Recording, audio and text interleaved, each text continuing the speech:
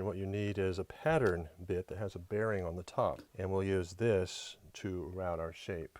So I made a thicker pattern piece. The acrylic ones are only about 1/4 inch thick. This is 1/2 inch thick, and this will allow the bit to ride higher on the pattern and have the blades still cut. So we're going to put the double stick tape on to hold our template onto the body. So I'm just going to put some strategically located pieces.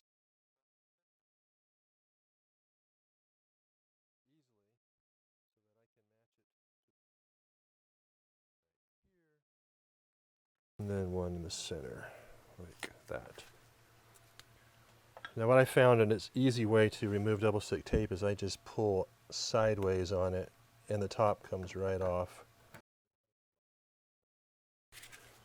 Now on the template itself, I have a center line marked.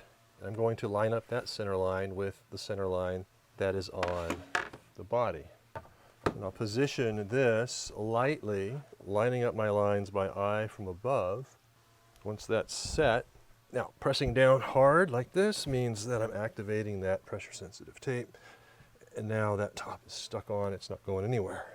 This is only for the shape. And the shape can be modified if you want to, change these curves a little bit, do your own thing, you can, but this is a traditional Stratocaster from the late 50s or early 60s. That's the unique, iconic style.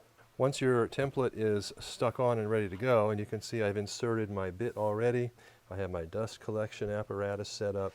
I want to show you that the bearing height is set so that the bearings will rub on the template here, allowing the cutter to extend beyond this surface just enough to where it will completely cut it off as I go around. Before we begin, you can see that the blades are angled that direction, and the thing is going to spin that direction.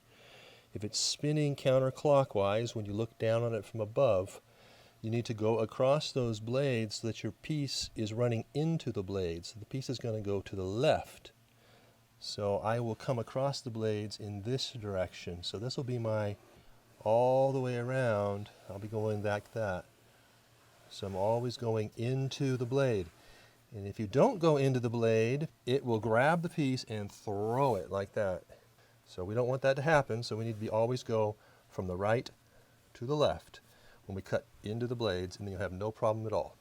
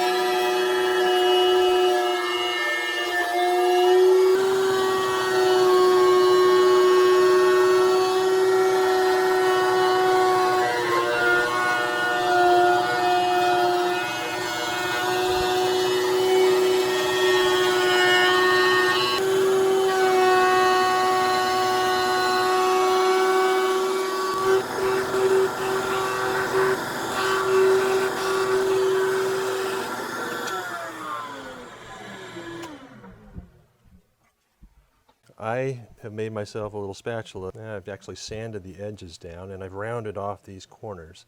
So I can use this to get in between like that, and then I can easily lift off my double stick tape. Because once you start going on this and you start pulling, it just kind of gives up and pulls right off.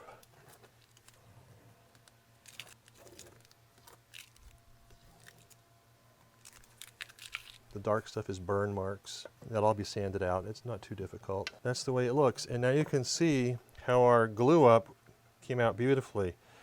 This is an absolutely perfect glue joint. And that's where you want your your glue joints to look.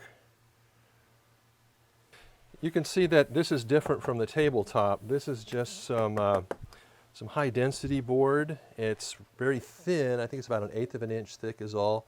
And I put it on here because I can run over that and not scratch my surfaces. So it's just kind of a protective covering to keep things from getting marred when I'm working with it. So that's the only reason that's on there. The next thing we'll do is drill holes and just keep following along in the lessons, and you'll see this whole thing materialize right before your very eyes.